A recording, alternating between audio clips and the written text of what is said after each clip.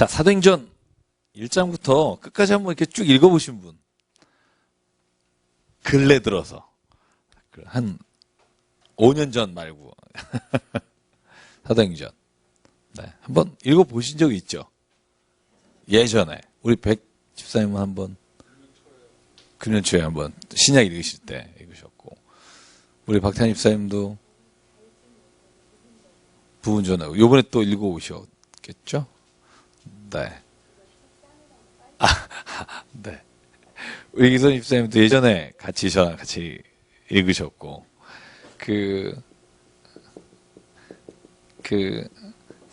보통의 사도행전 액트잖아요, 액트. 그래서 실은 실질적으로 이제 사도들이 어떻게 행했느냐, 이제 그거에 대한 이야기들, 행적에 관한 이야기인데요. 그래서 사도행전 제가 오늘 나눠드린 교재 있으시죠? 네, 저쪽에 있는데요. 사도행전은 제가 누누이 말씀드리지만 누가복음하고 같이 읽게 되어 있습니다. 그래서 누가복음에서 바로 사도행전으로 이렇게 읽으시면 하나의 스토리가 이렇게 연결돼서 쭉 진행이 됩니다. 왜냐하면 같은 저자가 1권, 2권식으로 썼기 때문이고요. 그래서 우리가 보통 누가행전이다 이렇게 신학적으로 책이 아예 look, act 이렇게 되어 있습니다. 그래서 누가행전으로 읽으면 더 처음 예수께서 이 땅에 오시는 순간부터 예수께서 승천하시고 제자들이 그 뒤를 이어서 예수께서 마태복음 28장 20절에 예루살렘과 온 유대와 사마리아와 땅끝까지 이르러 내 증인이 되리라. 그 말씀이 이루어진 걸 우리가 사도행전이다 이렇게 말합니다.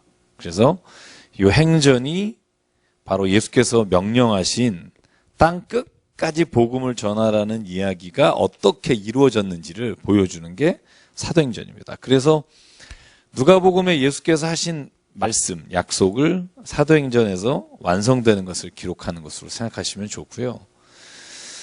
자, 누구에게 쓰고 있죠? 제가 이건 몇 번 말씀드려서 이제 아시겠죠? 데오빌로 각하여 이렇게 되어 있죠. 네, 데오빌로 각하여. 실은 데오빌로가 누군지는 잘 모릅니다. 네. 세 가지 정도로 요약이 돼요. 하나는 데오빌로라고 하는 이름이 AD 37년에서 41년경에 유대교 대제사장 중에 한 사람의 이름이 데오빌로였다라는 주장이 있습니다. 그래서 그 사람일 확률이 있다라는 얘기가 있고요. 클레멘트라는 사람이 기독교로 개종한 이후에 기독교 이름이 데오빌로였다라고 주장하는 사람이 있고요. 근데 저는 그 두 가지는 다 어떻게 보면 이론이고요. 세 번째는 이제 저번에 한번 분석해 드린 적이 있는데요. 데오는요, 헬라어로 데오스라고 하면 신입니다. 그래서 보통 우리가 데오스 이렇게 보통 이렇게도 쓰고요. 뒤로 음가를 내기도 하는데요. 자, 빌로는 필로스, 여러분 필레아라든가 필로스가 사랑이라는 뜻이잖아요. 그래서 하나님을 사랑하는 자라는 이름을 가진 사람일 수도 있고 하나님을 사랑하는 모든 사람에게, 기독교인에게 이 사도행전을 드립니다, 바칩니다. 이런 의미로 읽을 수 있다고 말씀을 드렸어요. 그래서 데오빌로, 각하여라고 되어 있지만 이 각하라는 의미는 아마 이름을 그냥 붙인 게 아닐까, 존칭을 그냥 붙인 게 아닐까 이런 생각을 하는 이론도 있습니다. 뭐 어느 것이 정답인지는 아무도 모르고요. 저는 오히려 데오빌로, 하나님을 사랑하는 모든 사람에게 예수께서 이 땅에 오시면서 그 이후에 일어났던 모든 사도들의 이야기를 알려드립니다 하는 게 훨씬 더 이렇게 저는 개인적으로 마음에 와 닿긴 합니다. 그래서 철학이 필로소피잖아요. 필로소피, 필로, 그죠? 사랑. 소피, 그러면은 지혜라는 뜻이잖아요. 지혜를 사랑하는 게 철학이고, 데오빌로, 그러면 하나님을 사랑하는 자. 그래서 데오빌로 각하에게 쓴 것으로 되어 있고요. 그래서 사도행전은 저희가 읽을 때 누가복음하고 비교해서 읽으면 좋다고 말씀드리고, 제가 그래서 뒤 페이지에 보면 이 페이지에 사도행전과 누가복음의 구조적 동일성이라는 거 써드렸어요. 그죠? 그래서 실제로 데오빌로로 시작하는 거, 그분에게 드리는 것으로, 헌정하는 것으로 돼 있다는 거하고, 예수 그리스도에게 성령 충만함에서 시작하고요. 누가복음도 그렇고 사도행전도 그렇습니다. 성령이 임하면서부터 성경의 이야기가 전개가 되고요. 세 번째는 예수님의 사역에 40일 금식기도 예비기간이 있었고, 초대교회도 40일 동안 승천하신 후 예비기간이 있었고, 그 다음에 예수께서 배척당하시는 장면에서 예수의 공생애가 시작되고, 이스라엘이 배척되는 장면에서 사도행전이 시작되고, 그래서 이 사도행전과 누가복음은 구조적으로도 굉장히 비슷한 구조를 가지고 있고요. 제가 마지막으로 주목해보고 싶은 건요, 이제 누가행전은 지우고, 사도행전이 1장부터 28장까지인데 한번 이렇게 숲을 보자는 거예요, 오늘. 1장부터 28장까지 도대체 무슨 내용이 있는지. 이게 너무 사건이 많아요. 이렇게 많은 사건이 있는 거는 사도행전밖에 없어요. 왜냐하면 예수님도 사건은 참 많지만 예수님이 하신 거라 대충 내용만 정리하면 되는데, 이것도 사도 바울이 한 거긴 하지만 간 곳이 다르고요. 굉장히 지명이 헷갈립니다. 그래서 1장부터 28장까지 이제 우리가 이 사도행전을 구분하는 방법에 있어서 몇 가지 방법이 있습니다만, 12장까지 하나의 구조로 하나의 사람이 등장하는 인물로 보고요. 그 다음에 13장부터 마지막까지 등장하는 인물로 보면, 1장부터 12절까지의 중심 주제는 누구냐 하면, 여러분 누구죠? 베드로입니다. 13장부터 28장까지는 다 아시겠지만 바울입니다. 네. 그러면 9장이 사울의 회심이에요. 바울의 회심 장면이 9장이에요. 9장에만 바울에 나오지요. 바울이란 이름이 나오고 그가 회심한 장면이 나오지만, 1장부터 12장까지의 얘기의 핵심 주제는 베드로가 전체적으로 이끌어가는 구조로 되어 있어요. 그래서 잘 보시면 요 9장을 가운데다 놓고 1장부터 12장까지는 베드로가 중심이다. 자, 13장부터 28장까지는 바울이 중심이다. 이렇게 딱 두 개로 나누시면 좋고요. 그 다음에 여기서 이제 전체 숲을 한번 정리해 보죠. 저도 정리하고 여러분도 이제 다음 주에 저희가 다음번에 이야기를 전개할 때 한번 이 전체를 기억하고 보면 훨씬 더 좋을 거라 생각이 듭니다. 자, 1장에 여러분 무슨 내용이 있을까요? 1장, 사도행전 1장. 살짝 보셔도 좋고요. 자, 예수님께서 승천하시는 장면이 나오죠. 그렇죠? 그러면서 1장에서 제일 중요한 일 중에 하나가 뭐냐 하면 제자 12번째인 가룟 유다를 대신할, 그렇죠? 다른 제자를 뽑는 장면이 나와요. 여러분 그 성경을 이렇게 힐끗힐끗 보시면서 잘 보시면 좋겠고요. 자, 그래서 1장을 어떻게 보면 예수께서 승천하시면서 10절 9절에 보면 구름이 가려서 보이지 않고 올라가실 때 제자들이 하늘을 쳐다보고 천사가 흰옷 입은 두 사람이 곁에 있다. 그 이야기를 본 다음에 다시 다락방으로 들어와요. 마가의 다락방으로 들어와요. 자, 이제 뭐 그렇게 자세히 하면 숲을 보는 게 아니라 이제 우리가 또 나무를 보는 게 되니까. 그래서 누굴 뽑죠? 두 사람이 올라와요. 요셉과 마띠아. 그죠? 요셉은 이름도 많아요. 나중에 그건 자세하게 할게요. 그 중에 마띠아가 제비를 뽑아서 제자가 됩니다. 가룟 유다의 자리를 채워요. 그게 1장의 이야기입니다. 그럼 2장은 똑같은 마가의 다락방, 그 집이라고 돼 있기 때문에 똑같은 마가의 다락방에서 성령을 체험하는 일이 일어나요. 그러니까 사도행전이 1장부터 28장까지 이끌어가는 가장 강력한 힘이 뭐냐 하면 성령의 역사하심이에요. 성령의 역사하심. 요엘서 2장 38절, 그죠? 마지막 때에는 하나님이 성령을 부어주실 거다. 여호와의 날이 임하면. 그래서 2장에는요, 성령 임하는 장면이 아주 드라마틱하게 나옵니다. 모든 120명 모여있던 사람이 성령을 체험하고, 또 3시, 그러니까 9시죠. 오후 3시에 모든 사람이 방언으로 이제 막 얘기합니다. 그랬더니 그 지역에 예루살렘에 절기를 지키러 왔다는 사람들이 다 알아듣는 일이 일어나는 게 2장이고요. 자, 그렇게 2장에서 성령의 역사하심이 일어날 때 주도적인 인물이 누구냐면요, 베드로예요. 마띠아를 뽑을 때도 그렇고 베드로가 모든 것을 이끌어가요. 성령을 체험하고 사람들이 야, 저 낮술 먹어서 그렇다 그럴 때 벌떡 일어나서 설교하는 게 누구냐 하면 베드로예요. 베드로가 초대교회 12장까지는 초대교회에 이끌어가는, 물론 15장에는요. 제가 이건 한번 체크를 해볼게요. 여기는 또 중간에 15장에는 베드로 이야기가 나와요. 예루살렘 회의라고 하는 장면에서 베드로가 바울과 이방인을 선교하고 돌아온 사람들을 예루살렘 회의에서 너희들은 이것을 지키지 않아도 된다, 지켜야 한다 하는 회의를 할 때 베드로 이름이 나옵니다. 그래서 이 한 장씩이 첨가가 되어 있는데, 자, 그래서 베드로가 중심이 됩니다.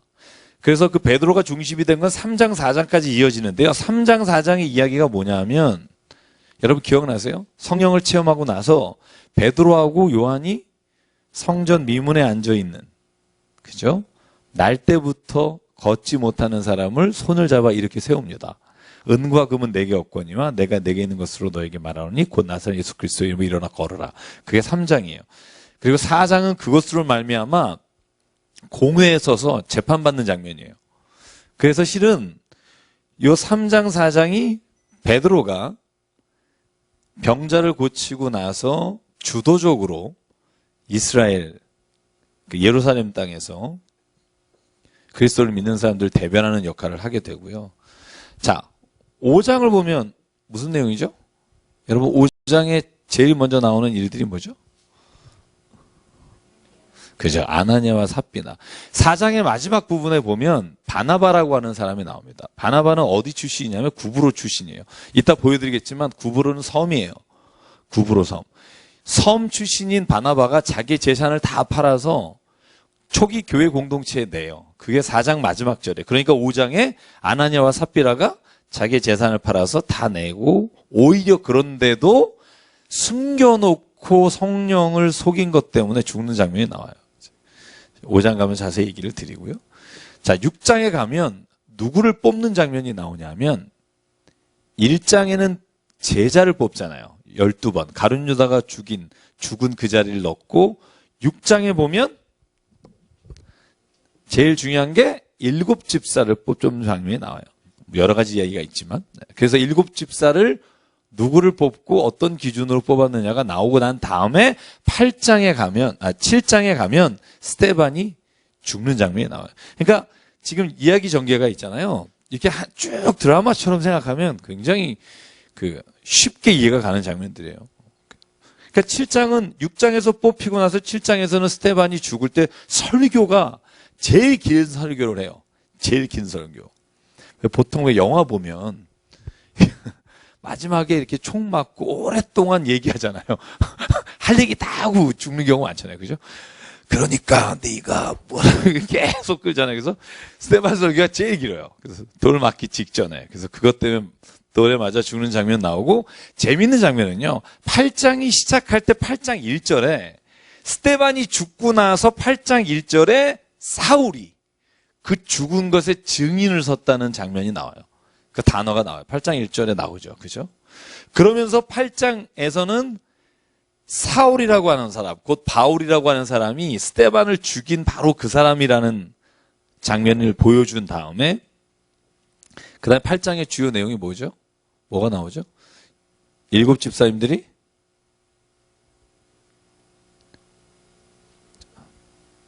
네. 그래서 물론 그런 장면들이 나오죠. 네. 그리고 나서 맞습니다. 9장에 보면 드디어 바울이 회심하는 장면이 나와요. 그래서 이 9장에 바울이 회심하는 장면의 어떤 주제로 가면서 이 전에 6, 7장이 있는 거예요. 6, 7, 8장이 쭉. 그래서 바울이 회심합니다. 영접합니다. 그런데 재밌는 게 뭐냐면 바울이 회심하고 어디로 가냐면 다메섹으로 가요. 다메섹으로 간 다음에 거기에서 아나니아가 눈을 뜨게 해주는 장면 나오고요.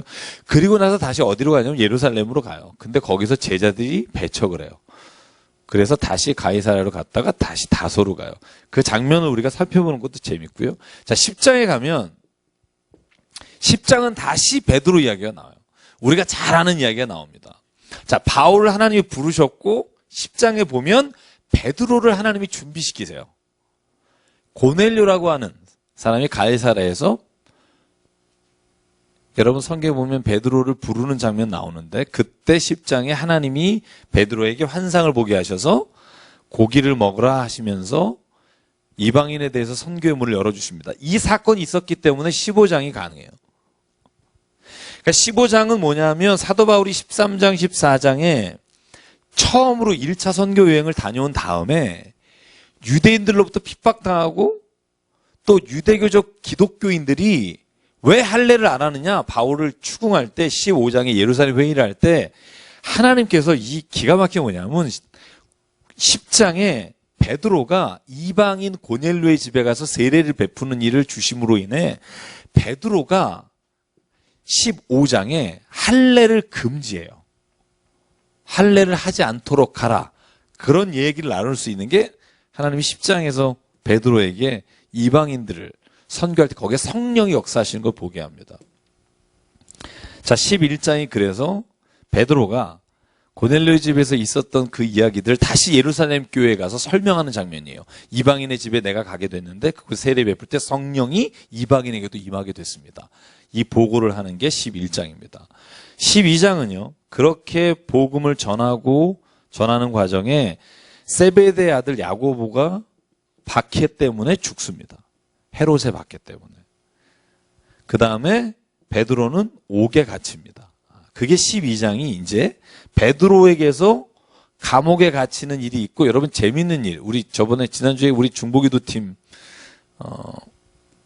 들어오셨던 분은 아실 텐데 베드로가 감옥에 갔는데 온 교인이 마가의 다락방에, 다 마가의 다락방입니다. 1장, 2장 거기 다 기도하니까 하나님이 옥문을 열어주시고 쇠사슬을 풀게 하시고 모든 간수들을 이렇게 물리쳐 주시는데 마가의 다락방에 가서 그 베드로가 문을 두드리니까 그 여종이 누구냐 그러니까 베드로라 그러니까 들어가서 베드로가 왔습니다 그러니까 막 기도하면서 뭐라 그래요?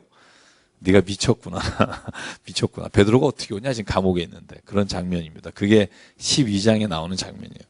자, 그래서 12장까지는 이렇게 예수께서 승천하신 이후에 제자를 다시 뽑고 성령을 체험하고 베드로가 역사하고 바울이 예수님 체험을 한 다음에 이제 베드로가 감옥에 갇혀서 풀려나는 장면까지를 서론으로 두고 13장부터 시작되는 게 바울의 전도 여행입니다. 그래서 13장부터 21장 16절까지는 바울의 3번의 선교 여행을 쭉 설명하는 걸로 돼 있어요. 그래서 여기서부터는 오히려 여러분이 이제 지명들, 제가 그래서 이따가 지도를 보여드리면서 여러분이 이제 집에 가서 읽어보실 때 제가 가장 헷갈리는 게 뭐냐 하면 지역과 도시 이름이 달라요. 그러니까 예를 들면 경상북도에 대구가 있잖아요. 그죠? 경상남도에 부산이 있고. 그죠? 그래서 실은 우리가 사도행전을 읽다 보면 맘빌리아, 비시디아, 이런 수리아 이런 데는 다 경상도 같은 지명이에요. 그러니까 그리고 거기에 여러분 더베라든지 안디옥이라든지 이런 단어들은 그 도시예요. 그래서 성경을 읽다 보면 헷갈리는 부분이 있어요. 그 부분 이따가 제가 이렇게 이 지도도 제가 그린 거 아니고요. 여러 개 찾았는데 그 중에 그나마 괜찮은 지도인데 그래도 좀 헷갈리긴 해요. 어쨌든 13장, 14장이 1차 전도 여행입니다. 13장, 14장이 1차 전도 여행을 이제 쭉 설명합니다. 이따가 제가 보여드릴게요. 그리고 나서 15장에는요, 13장과 14장에 아시아 지역에 전도하고 돌아왔을 때 베드로와 야고보가 예루살렘 교회의 지도자예요. 두 사람의 지도자가 사도 바울과 또 여러분 같이 갔던 바나바를 불러다가 일어났던 이야기를 듣고 우리가 기독교인으로서 최소한 이방인 사람들에게 요구해야 될 게 뭔지에 대해서 회의를 하는 장면이 사도행전 15장이에요. 그래서 이걸 우리가 첫 번째 공의회라고 합니다. 카운슬이라고 합니다. 그래서 이것이 수많은 공의회가 앞으로 열리게 되는데 첫 번째 공의회예요. 그래서 여기에서 결정된 사항이 뭐냐 하면 할례라 이런 것을 요구하지 말고 4가지만 딱 요구해라. 그래서 15장에 보면 36절에 다시 2차 전도여행을 떠날 때 사도 바울이 이 4가지만 이방인에게 가서 지키라고 말해요. 첫 번째가 뭐냐 하면 우상 섬기는 것과 이건 금지하라는 거죠. 두 번째 음행하는 것과 이거는 이방인에게서 너무나 자주 나타나는 것이고 이방 제2에 보면 이런 음행하는 일이 되게 많이 나옵니다. 세 번째는요. 목매달아 죽은 것과 피를 먹지 말라. 이 4가지를 제외하고는 어느 누구에게도 기독교인이 되기 위해서 요구하지 마라. 그래서 할례의 요구사항이 빠지게 됩니다. 그런데 재밌게요. 2차 전도여행을 여행하면서 바울은 디모데를 만나게 돼요. 디모데를 빌립보에서 만나서 디모데를 할례를 합니다. 그래서 디모데를 아마 자신의 후계자로 삼으면서 할례하는 장면이 나오고요.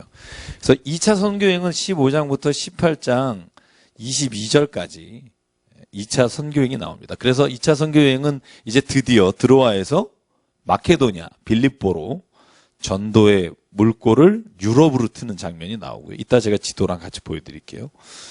18장 23절부터 21장 16절까지가 3차 선교여행입니다. 자신이 전도했던 유럽, 아시아 지역을 지나서 유럽까지 다녀오는 장면으로 되어 있고요.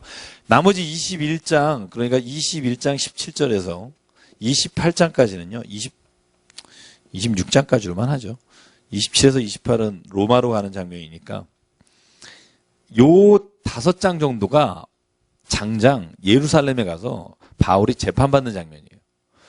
그러니까 바울이 재판받는 장면이 굉장히 깁니다. 그러니까 왜 여러분 알죠? 마지막 3차 선교여행을 마치고 돌아갈 때 에베소에 있는 모든 장로들이 다 사도 바울에게 가지 마십시오. 울면서 껴안고 그러잖아요. 그러나 나는 나의 달려갈 길과 주 예수에게 맡은 사명을 다 감당하기까지는 내가 내 목숨도 아까운 곳에 여기지 않다. 그러면서 예루살렘으로 돌아가서 사람들에게 여러 번 죽음의 고비를 넘기고 모함을 당하고 재판당하는 장면이 나오고 결국 가이사에게 내가 재판받겠다 요청해서 27장에 보면 이제 배를 타고 로마로 가는 장면이 나옵니다. 그래서 로마로 가서 거기에서 재판을 받고 가택연금되는 게 28장 후반절 마지막에 나옵니다. 자, 그래서요.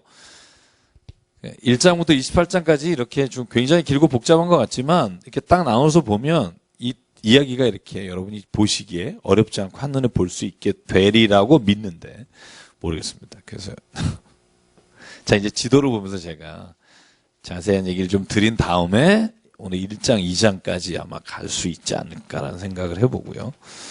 제가 오늘 조금 일찍 끝내겠습니다.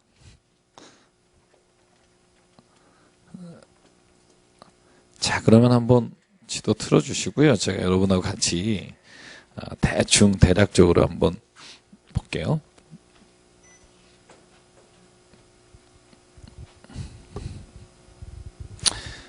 지도가 여러 개가 있는데 합치면 좋겠어요. 여러 지도 중에 제가 이 지도는 지명이 되게 잘 나와 있고요. 지금 저희가 보여드린 건 굉장히 깔끔하게 정리가 돼서 보기가 좋고요. 그래서 이거는 키지 말았으면 좋겠네요. 요거 할로겐. 네. 그러면 좀 잘 보이지 않을까 싶은데요. 네. 자, 1차 전도 여행이라고 되어 있고요. 실은 아까 제가 말씀드린 사도행전 13장, 14장 두 장의 이야기예요. 두 장이에요. 맨 처음에 어떻게 선교를 시작하게 되냐면요. 12장에 이제 교회가 박해를 당하고 베드로가 감옥에서 나오게 된 다음에 안디옥 교회로 바나바가 사울을 데리고 가요. 그래서 13장 시작하기 전에 12장 마지막에 무슨 내용이 나오냐면 여러분 제일 우리가 잘 아는 내용. 안디옥에서 사도 바울과 그리고 바나바가 선교하고 전도하는데 거기가 주변 사람들이 그 사람들을 누구라고 부르더라? 그리스도인이라고 부르더라. 그게 12장 마지막에 나오는 이야기. 그래서 그 안디옥 교회가요, 이 바나바와 사울이 역할하는 것을 보고, 이 사람들을 복음을 위해 선교사로 파송을 해야겠다. 그래서 파송 예배를 드리고요. 13장에 파송해서 안디옥에서 제일 처음 출발하는 겁니다. 실루기아를 거쳐서 구브로 섬, 아까 누구의 고향이라 그랬죠? 바나바의 고향입니다. 바나바. 그러니까 맨 처음에 선교 여행을 떠날 때는요, 13장, 14장은 바울하고 누가 가죠? 바나바가 가요.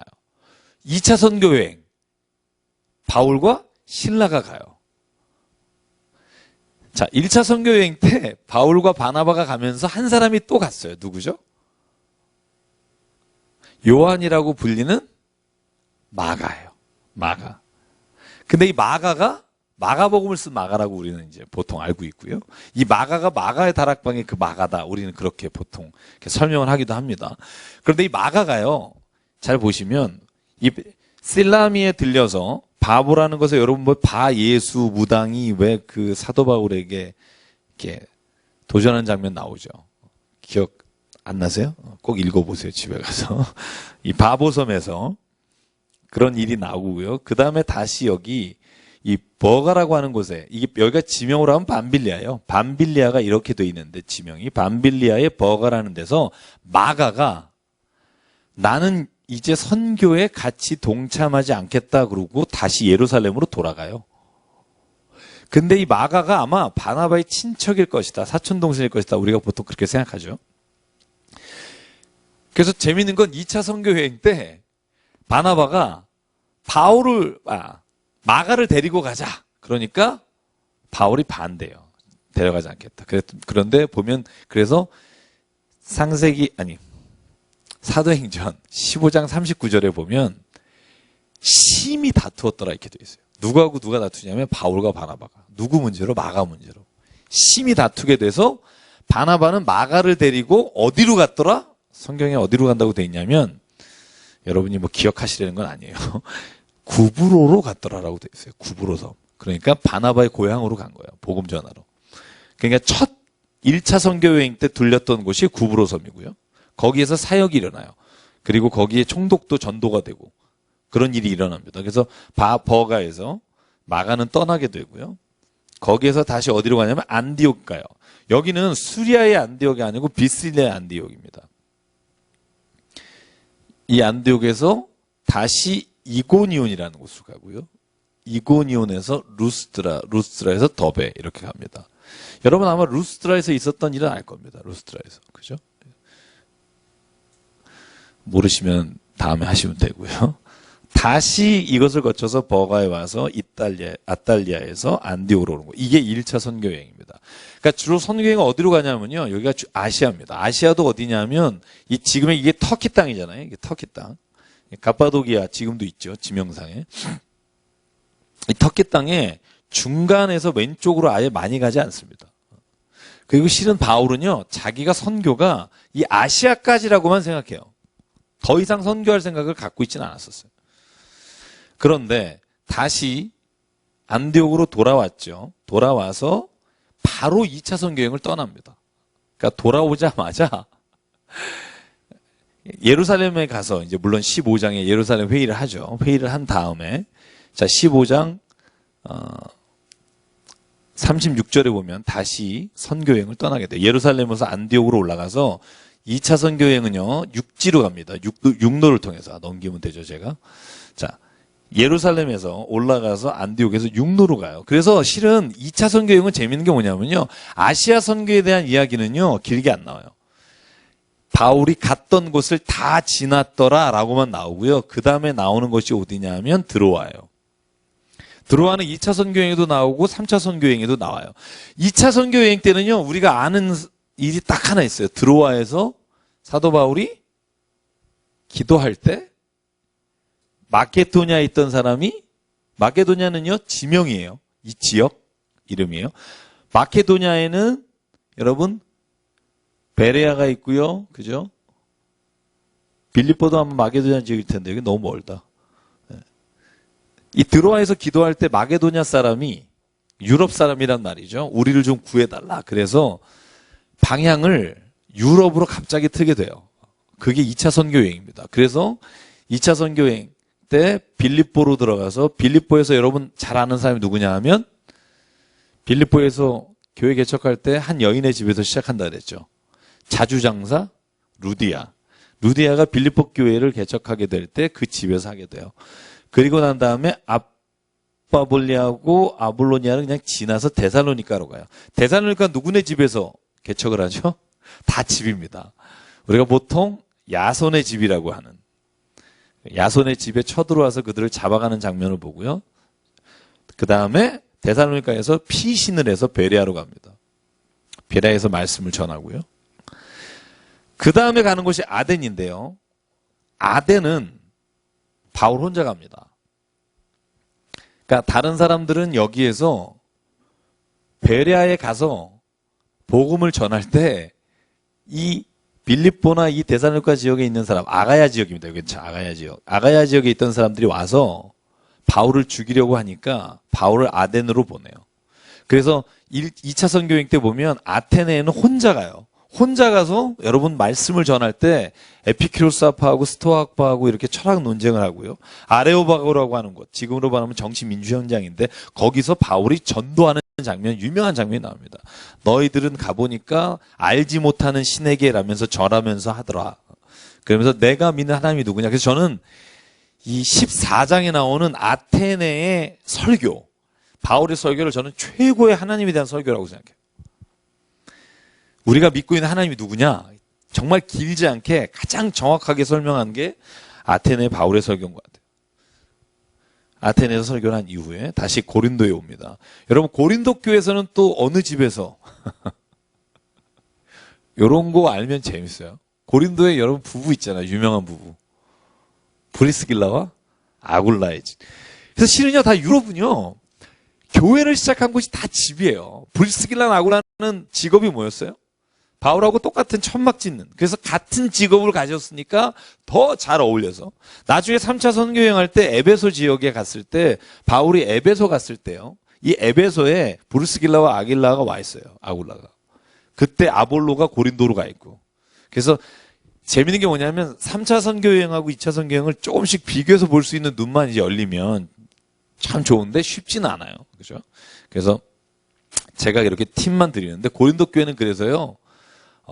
브리스길라와 아굴라라고 하는 이 로마에서부터 핍박이 있어서 이쪽으로 온 사람들이에요. 로마는 어디냐면 이 옆 동네죠. 그죠? 이 그리스, 이쪽 위치도 장화 같은 게 이 옆에 있고요. 그래서 이 2차 선교행은 그래서 다시 에베소로 가서 에베소에서 다시 가이사라로 들어오는 이런 항로입니다. 그래서 처음으로 유럽에 선교를 한 게 이제 18장 22절까지 요 2차 선교행입니다. 그럼 3차 선교행은 뭐냐? 오자마자 다시 가요. 내가 선교한 교회를 다시 가보겠다. 그래서 저는 이렇게 보면요. 사도 바울은요. 복음에 미친 사람 같아요. 그 간격이요. 정말 쉬지를 않아요. 쉬지를 않고 정말 복음을 전하려고 막 3차 선교행도 똑같이 가요. 에베소까지 가서. 이 에베소에서는 여러분 아마 잘 아는 이야기들이 전개가 되는데 에베소에서 다시 이 마둘레네와 드로아에 갑니다. 실은요, 드로아에 갈 때는 별일이 없는데, 올 때 드로아에서 무슨 일이 있었는지 아세요? 드로아가 아까 마게도냐 환상 본 자리잖아요. 근데 3차 선교행 들어올 때 마지막에는 여기서 무슨 일이 있냐면 여러분 잘 아는 일이 있어요. 제가 얘기하면 여러분 분명히 알아요. 그래서 드로아는 두 가지 사건밖에 없어요. 아까 환상 본 거하고, 자, 여기서 무슨 일이 일어나냐 하면, 유두고가 바울이 말씀을 전할 때 2층 난간에서 듣다 떨어져서 죽는 게 드로아에서 있던 일이에요. 바울이 살려주잖아요. 그렇죠? 드로아에서 그런 일이 일어난 이후에 밀레도에서 마지막으로 바울이 머물러 있을 때 에베소 교회 장로들이 찾아와서 이 밀레도에서 목을 껴안고 울면서 석별의 정을 나누죠. 가지 말라. 가야 된다. 가지 말라. 가야 된다. 그래서 그런 장면이 나오죠. 실은 여러분께서 이 3차 선교 여행은 어떻게 보면 이제 자세한 이야기들이 이제 고린도 교회 이야기들도 나오지만 고린도 교회에서 제일 오랫동안 머물렀어요. 1년 반 동안 머물러서 목회하고요. 그게 이제 여러분 두란노 서원이라는 데서, 그리고 나중에 또 2년 또 목회하고, 그래서 굉장히 오랫동안 목회한 곳이 되어 있고요. 제가 사도행전, 그래서 2차 선교행, 3차 여행경 할 때 이때 편지를 써요. 그러니까 여러분 제가 나눠드린 교재 보시면 추정하는 겁니다. 그렇게 확답해서 말하기는 어렵지만 제가 3페이지에 쓴 게 그거예요. 뭐냐면 언제 선교 여행을 할 때 어떤 서신을 썼는가. 고린도 교회에 갔을 때 2차 선교 여행 때 그때 데살로니가 전후서를 썼을 거다. 그렇게 추정하는 거예요. 그곳에서 떠나온 교회를 생각하면서. 그래서 데살로니가 전서가 가장 먼저 쓰인 서신서라고 되어 있고요. 그 다음에 디모데를 보고 후에 그런 썼고, 갈라디아서도 여기서 썼을 것이다라고 추정하기도 하고요. 그리고 3차 선교 여행 때 고린도전서, 고린도후서, 로마서를 고린도에서 3개월간 머물면서 썼을 거다. 그리고 마지막 여러분 감옥 로마에 갔을 때, 맨 마지막 로마 선교를 갔을 때 감옥에서 빌립보서, 빌레몬서, 골로새서, 에베소서를 썼을 거다. 그래서 바울의 서신이 어디에서 썼는지, 몇 차 선교행 때 썼는지, 그래서 그때 쓴 서신을 한번 읽으면 비교해 보면 이런 서신이 여기서 쓴 이런 정황이 있구나, 이런 것들을 여러분이 알게 될 것 같고요. 자, 그래서 하여간 바울은 이렇게 지금은 여기가 이렇게 막 별거 아닌 것처럼 보이잖아요. 옛날에 이거 한번 가려면요 목숨 걸고 가는 곳이에요. 그러니까 실은 이 선교 여행을 지금처럼 생각하면 이 터키 지금도 여러분 여기서부터 여기까지 차 타고 가려면 가본 분 계세요? 버스로도 5시간, 6시간에서 내려서 보고 에베소까지 가는데 여기서부터 장장 한 18시간인가 뭐 이렇게 걸릴 거예요. 그러니까 그때 그 달구지 타고 가는 시절에 여기 이렇게 간다는 게 보통 일이 아닙니다. 그래서 바울을 생각하면 지금 이 복음이 유럽까지 가서 마지막에 로마까지 간 복음이 지금 우리에게도 전달됐다는 생각을 하면 가슴이 떨리는 일이고요. 그래서 여러분 사도행전 읽으실 때 한번 요렇게 그 지역 제가 드린 요 글 보면서 한번 다시 읽어보시면 도움이 되실 것 같다 생각이 들고요. 이제 이거 지우고 칠판으로 한번 다시 이야기 나눌게요. 뭐 제가 볼 때 한 20-30분만 제가 하고요. 오늘 자 마치도록 할게요. 자 사도행전 1장부터 시작할게요. 제가 설명드렸던 것들 중심으로 해서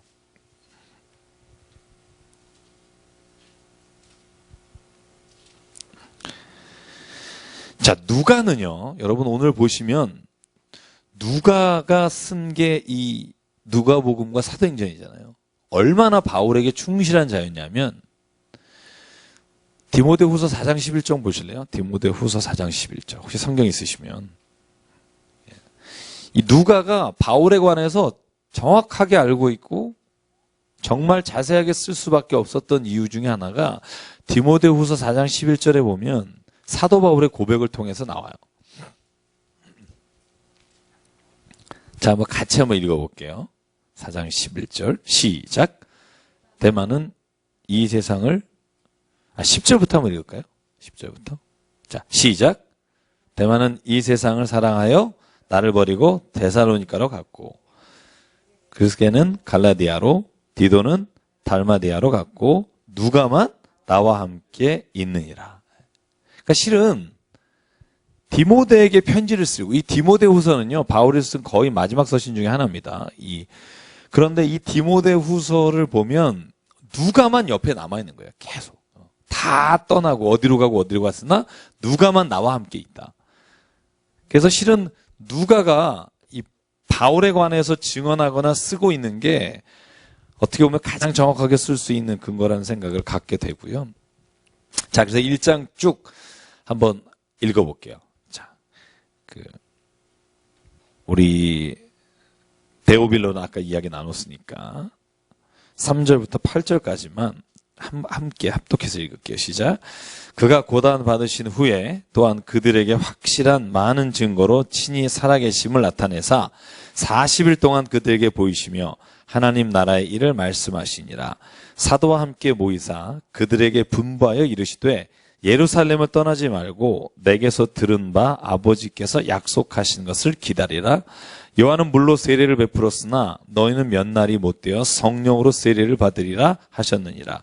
그들이 모였을 때에 예수께 여쭈어 이르되 주께서 이스라엘 나라를 회복하심이 이때이니까 하니 이르시되 때와 시기는 아버지께서 자기의 권한에 두셨으니 너희가 알 바 아니요 오직 성령이 너희에게 임하시면 너희가 권능을 받고 예루살렘과 온 유대와 사마리아와 땅끝까지 이르러 내 증인이 되리라 하시니라.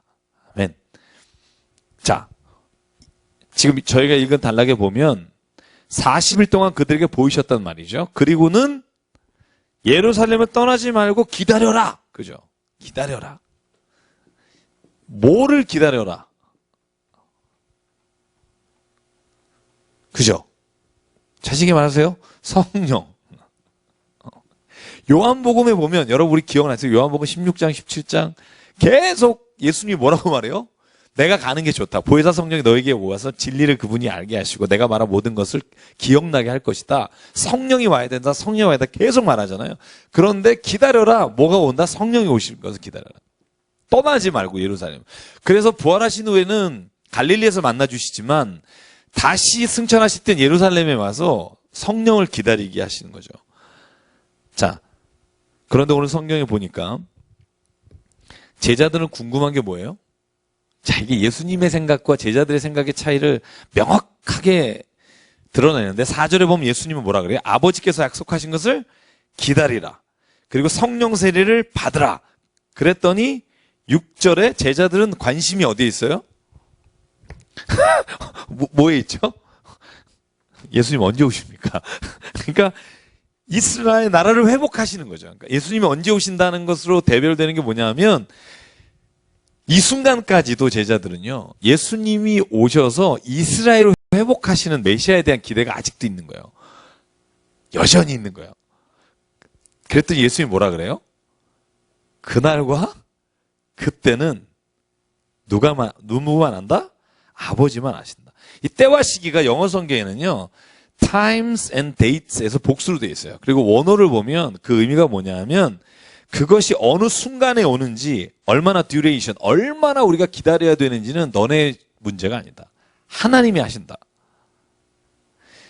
실제로는 그래서 지금 14만 4천 명이 모이면 예수님 오신다고 떠드는 신천지를 비롯해서 이단들은 다 거짓이라는 것을 우리가 그냥 성경 말씀을 보면 알 수 있는데요.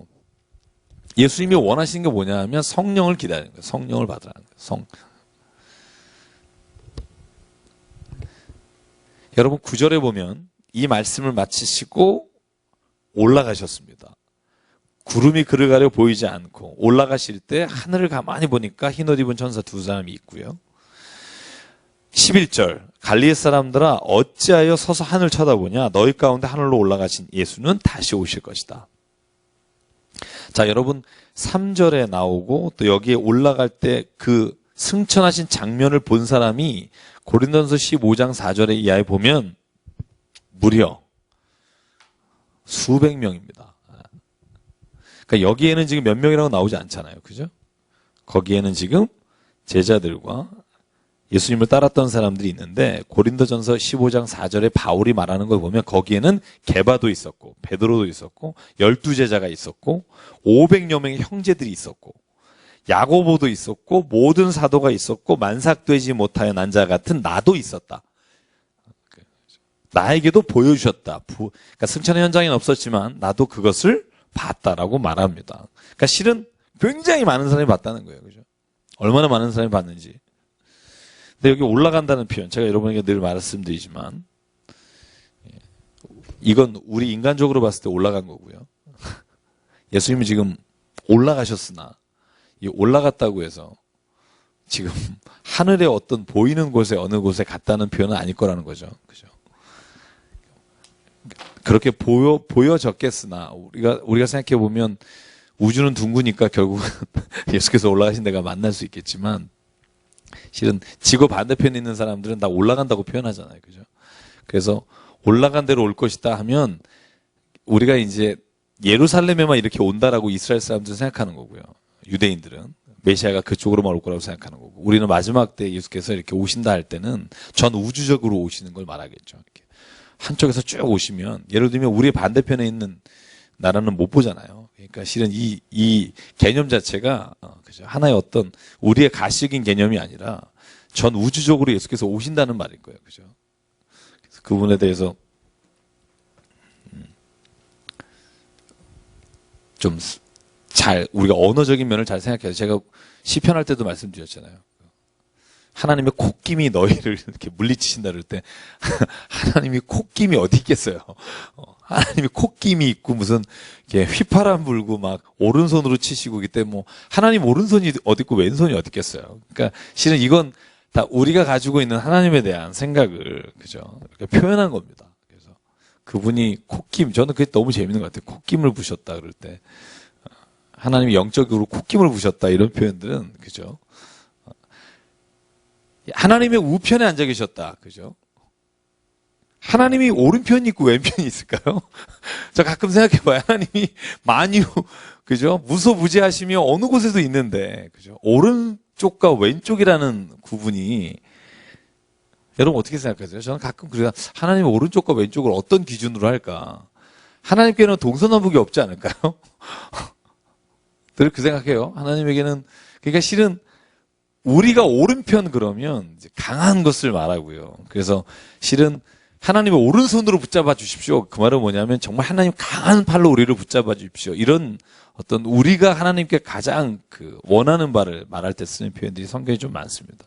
그래서 그런 표현들을 제가 잘 좀 이렇게 생각해서 읽으면 좋겠다는 생각을 하고요. 그래서 성령을 기다려라 하실 때 이 성령이 이제 2장에 가면 임하시는 장면이 아주 명확하게 나옵니다. 명확하게 나오고요. 성령을 기다리라 하신 다음에 다락방에 13절에 모여 들어갑니다. 여기가 마가의 다락방인데요. 여기에 11사도가 다 들어가고요. 그때 추가대로 가는 사람이 누구냐면 14절에 예수의 어머니 마리아와 예수의 아우들이에요. 그래서 아까 예루살렘 교회의 야고보는요. 12장에 세베대의 아들 사도 야고보는 죽었고요. 15장에 나오는 야고보는 동생 야고보라고 알려져 있습니다. 자, 15절 120명이 모여서 기도합니다. 그때 베드로가 일어나서 설교합니다. 그러니까 베드로가 이때부터 주도적인 인물이에요. 그래서 뭐라고 말하냐면 다윗의 입을 통해서 말합니다. 그리고 나서 예수 잡는 자들의 길잡이가 유다를 가르쳐 말하는 성경이 이루어질 것이다. 그 직무를 맡은 자를 뽑아야 된다. 요한복음 12장 6절에 보면 직무가 뭐죠? 가룟 유다의 직무가? 그는 뭐 하는 자더라?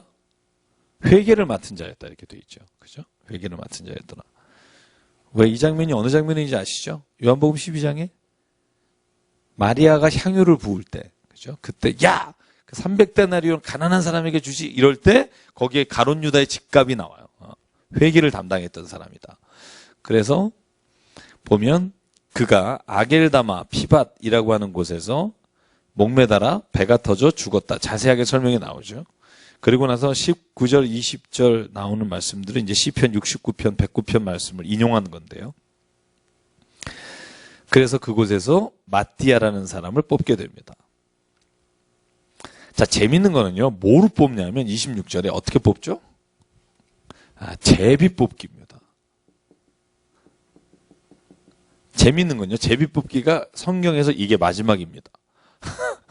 성경에 나오는 마지막 제비 뽑기예요. 짜자잔. 네. 7집사를 뽑을 때 사도행전 6장에 제비 안 뽑아요. 제비 뽑았단 말은 없어요. 그러니까 실은 제비를 뽑았더라 하는 건 여기 사도행전 1장이 마지막입니다. 근데 정말 주의해야 될 건요. 제가 두 가지인데 첫째는요. 전 지금도 제비 뽑았으면 좋겠어요. 저는 이게 제 소원입니다.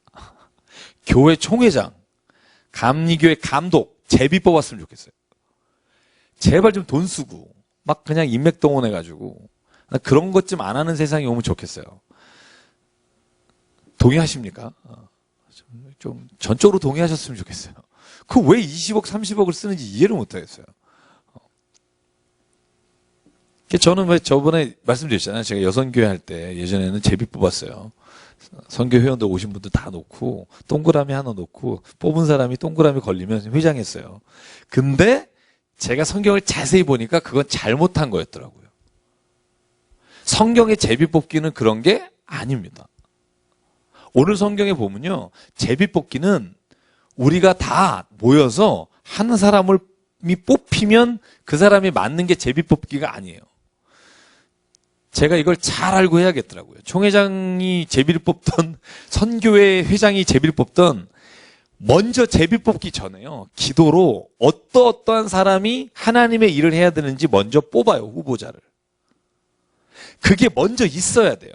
오늘 보면 마띠아하고 요셉이 괜히 뽑힌 게 아니라 기준이 두 가지가 있어요. 성경 한번 보실래요?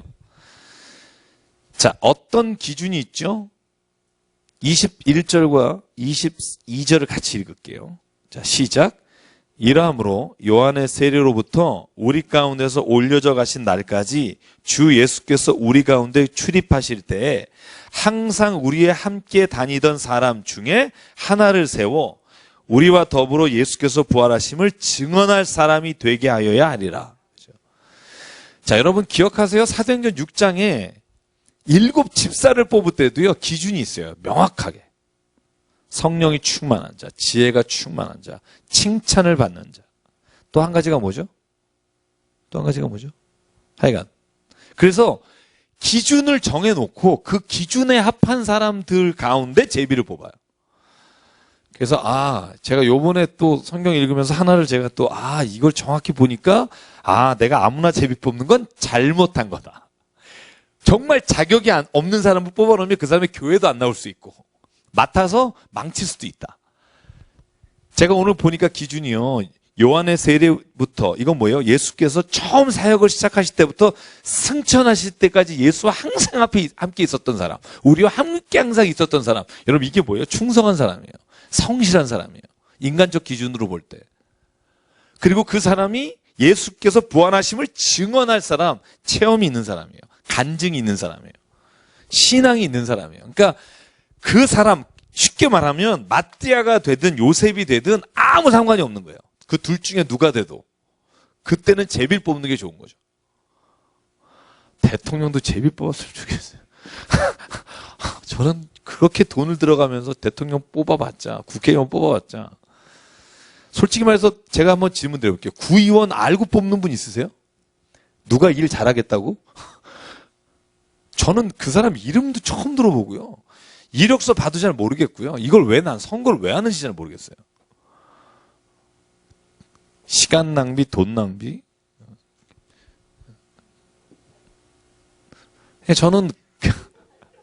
저는 그런 일을 왜 반복하는지 모르겠어요, 진짜. 교회 안에서도요, 저는 그런 것 같아요.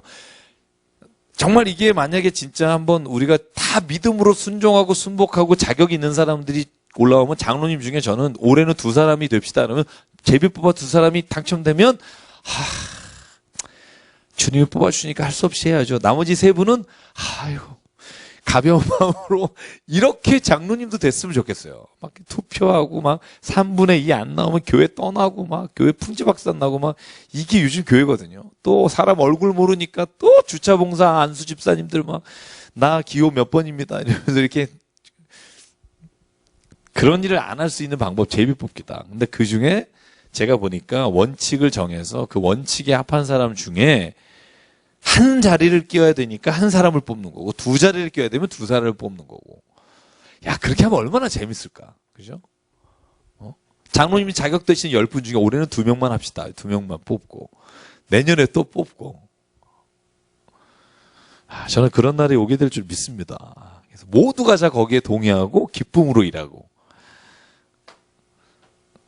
목사도 그렇게 하자고 그러지 마시고요. 네. 그래도 어느 정도 저는 굉장한 말씀을 전할 때는 굉장히 많은 훈련이 필요하다는 생각을 해요. 은혜 받은 거 나누면 된다. 그래가지고는 또 틀리는 경우도 있기 때문에. 자, 보십시오. 그래서 오늘 그렇게 제자를 뽑는 장면이 나옵니다. 그래서 저는 이 장면이 저는 우리 교회에도 오늘날 있었으면 참 좋겠어요. 제가 지금 총회에 가서 저희 교단, 제가 목사로 속해 있는 교단에 가서 늘 말해요. 제비 뽑기 하자고. 한 5명 나와가지고 막 서로 이렇게 하지 말고 제비 뽑아서. 왜냐하면 내가 다 이런 거예요. 내가 힘들지만 어려운 일이지만 주님께 순종하는 마음으로 하겠대요. 그 어려운 일 제비 뽑으면 좋잖아요. 다 힘든 일인데 제비 뽑아서 되면 주님이 나를 하라 그러신다 하면 되고. 제가 어떤 교단은 이거 안 돼가지고서는 뭐 몇 년 동안 싸우고 있고 지금도 재판 소송하는 데가 한두 군데가 아닙니다. 제가 아는 교단만 큰 교단 7개 중에 3개가 재판 중에 있어요. 그러니 이걸 뭐하러 하냐는 거예요. 그런 거. 할 필요가 없는 거죠. 자, 2장으로 가볼게요. 자, 2장. 오늘 좀 하고 마치게요. 자, 2장. 성령께서 임하시는 장면입니다. 근데 저는 이 성령이 임하시는 장면하고 또 방언하는 장면, 이 장면이 오늘 저희가 이제 사도행전을 읽으면서 오늘 2장에서 좀 같이 이야기 나눌 부분인데요. 자, 오순절에 다 모여서, 오순절은 여러분 77절이라고도 하고 매추절이라고도 부릅니다. 유월절에 유대교의 3대 절기 중에 하나죠. 자, 이때 함께 기도하는데 하늘로부터 급하고 강한 바람과 소리가 있어 집안에 가득하고요. 불의 여같이 갈라지는 것들이 그들에게 보여 각 사람이 하나씩 임합니다. 무대기로 임한 게 아니고요. 그들이 다 성령이 충만함을 받고 성령이 말하게 하심에 따라 다른 언어들로 말하기 시작합니다. 자, 그때 전국으로부터 유대인들이 왔어요. 왜냐하면 디아스포라 된 사람들도 절기 때 올라와야 하니까. 그런데 각 지역에 있는 사람들이 자기 나라 말로 말하는 것을 듣고, 야, 이 사람들이 갈릴리 사람 아니냐? 어떻게 우리나라 방언으로 하지? 이러면서 8절까지 의아하게 생각합니다. 그런데요, 그 나라 지명 이름 보십시오. 9절부터 11절까지요. 정말 황당하게 넓은 지역이에요. 자, 방언으로 말하는 것을 알아들은 지명이요. 바데인, 페르시아, 메데인, 메데인 아시죠? 엘라민, 메소포타미아, 유대, 갑바도기아, 본도와 아시아와 부르기아와 밤빌리아와 다 이거 아시아 지역이고요. 북소아시아, 애굽과 구레네와 가까운 리비아, 이거 아프리카 지역도 있고요. 로마와 유럽이 있고요. 그레데인, 섬 중에 하나죠. 아라비아인들. 이 지역에 있는 모든 사람의 방언들을 다 했다는 거예요. 120명 중에. 들었다는 거예요. 이야. 여러분께서 그거 아세요? 우리는 그런 논의를 잘 안 하지만요. 방언에 대해서 반대하는 교단이 있습니다. 방언에 대해서 반대하는 교단. 저는 아시죠? 그런 교단이 있다는 거 모르시나요? 꽤 있습니다. 복음주의를 표방하는 것 중에 방언의 사역에 대해서 이 방언만 인정하는 경우가 있어요. 뭐냐 하면 존재하는 언어로 방언을 하는 것만 인정하는 데가 있어요. 존재하는 방언. 그러니까 이 나라의 말, 그죠? 그러니까 공부해서 익힌 게 아니라 여기에 나오는 나라의 방언들 있죠. 그러니까 다이알렉틱이라고 하잖아요. 보통 방언 그러면 우리가 영어로. 그러니까 그게 뭐냐면 우리가 방언이잖아요. 그야말로 똑같은 말을 다르게 하는 거. 그러니까 언어적으로 들었을 때 이해가 가는 말. 그걸 방언으로 인정하는 교단이 있어요. 그런데 여러분 고린도전서 14장이 방언과 예언에 관해서 사도 바울이 증언하는 거예요. 고린도전서 14장. 고린도전서 12장은 은사장이고 13장이 사랑장이고 15장이 부활장이잖아요. 근데 14장은 너희가 이렇게 방언하고 너희가 이렇게 예언하라 할 때 방언에 대해서 이야기할 때 거기에 뭐라고 나오냐 하면 너희가 서로 알아듣지 못한다라고 나와요. 방언이. 왜냐하면 방언은 육신의 말이 아니라 하늘나라의 소리이기 때문에. 그래서 여기서 말하는 방언과 고린도전서 14장에 말하는 방언은 조금 달라요. 조금 달라요. 여기는 그 지역 사람들이 다 각각 자기 나라 말로 말하는 걸 듣고 아니 이 사람들이 갈릴리 사람인데 어떻게 우리말을 하냐라고 지명이 나오고 고린도서 14장에 나오는 방언은 하늘나라의 방언이라 사람들이 육신에 속하지 않은 말이라고 돼 있어요. 그래서 그렇게 돼 있잖아요. 너희가 1만 마디 방언을 하는 것보다 알아들을 말로 5마디 말로 위로하는 게 낫다. 그러니까 그 말은 알아듣는 말이 아니라는 거예요. 그래서 약간 이 방언을 놓고도요. 깊이 들어가면 굉장히 재밌는 게 많고요. 실은 어느 방언이 어떻게 되는가? 또 방언 통역하지 않고는 하지 말아라는 경우도 있어요. 서로 방언에 대한 통역하는 거. 그래서 실은 방언을 해본 사람 있고 안 해보신 분 계실 텐데요. 제가 볼 때 방언에 대해서는 성경에 대해서 두 가지의 방언을 다 말하고 있어요. 그래서 재밌는 거 뭐냐면 대학교 때요. 제가 아는 사람 한 사람이 영어 방언을 받았어요. 안 믿으시죠? 저도 안 믿고 싶어요. 저도 얼마나 기도했는지 몰라요. 영어 방언 받게 해달라고. 말하고 듣고 저한테는 안 와. 무지 힘들게 했어요. 그래서 실제로는 그런 방언 받은 사람이 있어요. 주변에 중국어 방언 받은 분도 있어요. 참. 그러니까 실은 제가 볼 때 두 가지 다가 일어나지 않나라는 생각도 해요. 가끔. 그래서 저는 이거에 대해서 저에게 자꾸 묻지 마세요. 성경에 있는 얘기만 하는 거예요. 저는 제가 뭐 경험했다 이런 게 아니라 저는 제가 방언을 고3 때 했잖아요. 저는 고3 때 그 예수전도단 집회에 가서 방언을 하게 됐는데 성경에 뭐라고 나오냐면요. 고린도서 14장이 이렇게 나와요. 제가 지나가는 말이지만 바울이 말하기를 방언은 개인적으로 좋은 것이다. 유익하다. 그러나 예언은 교회적으로 유익한 것이다. 그러므로 너희는 교회에서는 예언하도록 하라. 근데 그 예언이 동쪽으로 가면 기인을 만난다, 뭐 땅 사라 이런 게 아니라 하나님의 말씀을 대신 전하는 게 예언이에요. 그래서 예언이 교회에 유익하다는 거예요. 하나님의 말씀을 서로가 권면하고 하나님의 말씀대로 하지 않았을 때 혹은 하나님의 말씀대로 따르지 않았을 때 이야기하는 게 예언이에요. 성경이 말하는 예언은 우리가 동네에서 아주머니 사주팔자 보는 거하고는 완전히 다른 거예요. 우리가 오해하는 거예요, 자꾸. 우리가 샤머니즘적으로 봤던 예언과 성경이 말하는 예언을 혼돈하는 거죠. 성경의 예언이란 단어는요, 우리의 어떤 그런 샤머니즘적 무속적인 예언의 개념은 전혀 없어요. 물론 미래에 대해서 예견하는 경우가 있으나 그것도 하나님의 말씀에 비춰서 하죠. 하나님의 말씀을 제껴놓고 하는 건 없어요. 그래서 제발 예언 기도 받으러 다니는 분이 제가 세상에서 제일 불쌍해요. 저는. 왜냐하면 그건 점치러 다니는 거거든요. 예언 들으러 다니는 건. 야, 미래가 궁금하다. 성경적으로 말하면 미래가 궁금해서 예언 받는 사람은요, 성경적인 예언을 받고 있는 게 아니에요. 그건 내가 샤머니즘적으로 듣고 싶은 얘기를 들러 다니는 거예요. 돈 내든지 아니면 그러니까 저는 무조건 그건 잘못된 거라고 생각해요. 무조건. 왜냐하면 성경에 다 나와 있는데 우리가 어떻게 가야 하는지, 무엇을 선택해야 되는지. 우리 딸이 요즘 아픈데 어떻게 하면 좋지? 어느 권사님 용화되더라 찾아가서 기도받고 딸을 이렇게 시켜라 저렇게 시켜라 말하는 것을 기뻐하지 마시고요. 당신과 함께 있는 사람, 늘 기도하는 사람들이 권면하는 게 훨씬 더 저는 주님의 예언, 성경을 통한 대언이라고 생각해요. 그러니까 실은 저도 저한테 기도받으러 이렇게 오시는 분이 있어요. 그럼 대부분 제가 다니시는 교회가 있으면 목사님이나 같이 기도하는 분들에게 같이 기도하는 게 좋다고 기도는 하지만, 그리고 저는 이렇게 막 뭘 하십시오 이렇게 말해주는 경우는 없어요. 그냥 누구나 다 아는 얘기 해드려요.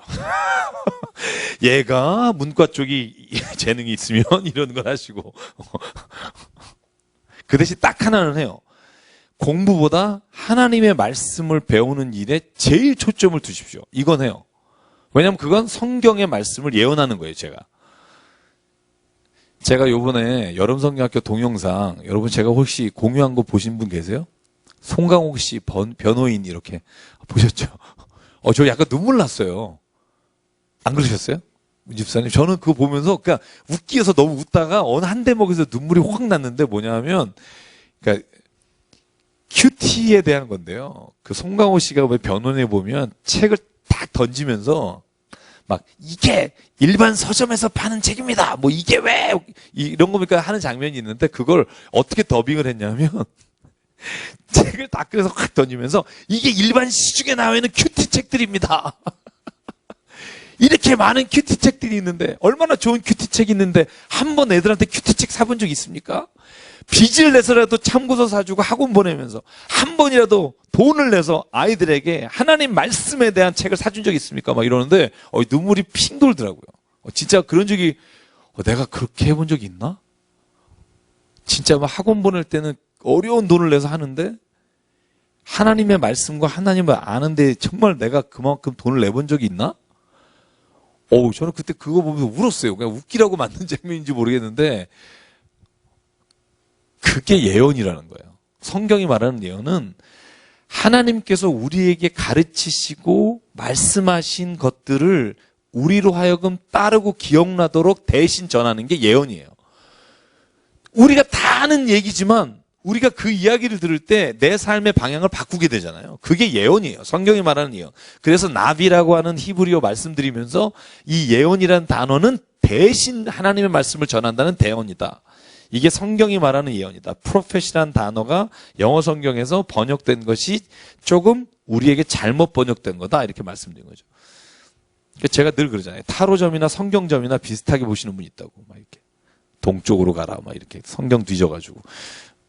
성경은 명확해요. 우선순위를 지키라. 너희는 먼저 그의 나라와 그의 일을 구하라. 그리하면 이 모든 것을 너에게 더하시리라. 이게 예언이에요.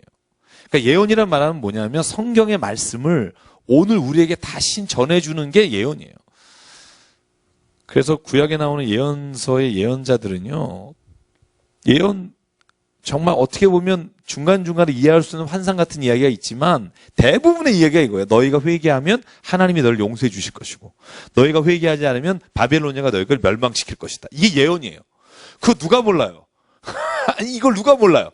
그런데 엘리야가 아니라 이사야, 예레미야 다 예언한 게 이거예요. 뭐 엘리야도 마찬가지죠. 야합한테 가서 한 게 뭐예요? 아합에게 하나님을 섬겨라. 듣기 싫으니까 죽이려고 하죠. 그 예언이에요. 그러니까 실은 너희가 서로 교회에서 예언하라. 이게 고린도전서에 나오는 예언이거든요. 아니 그게 서로 그냥 서로 전봐주려는 얘기가 아니에요. 서로 하나님의 말씀을 대신 전해줘라. 그래서 저는 우리가 방언한다 할 때 이 방언의 유익이 있지만 예언이라는 것도 저는 성경 말씀을 우리가 하나님 앞에서 살아가기를 사모하는 마음으로 서로 나누는 거. 저는 이것도 굉장한 의미가 있다고 봐요. 그래서 여러분 창세기 11장의 바벨탑 사건은 하나님께서 하나 된 언어를 흩으시는 역사고 오늘 어떻게 보면 사도행전에 일어나는 이 방언의 역사는 서로 다른 언어들 하나의 언어로 이어주시는 하나님의 회복의 역사라고도 볼 수 있어요.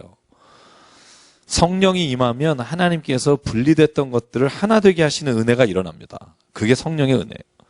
그래서 서로 다른 언어를 가진 자들이 하나로 하나님의 뜻을 이해할 수 있도록 하는 게 오늘 성경에 보면 성령의 역사, 방언의 역사 중에 하나입니다.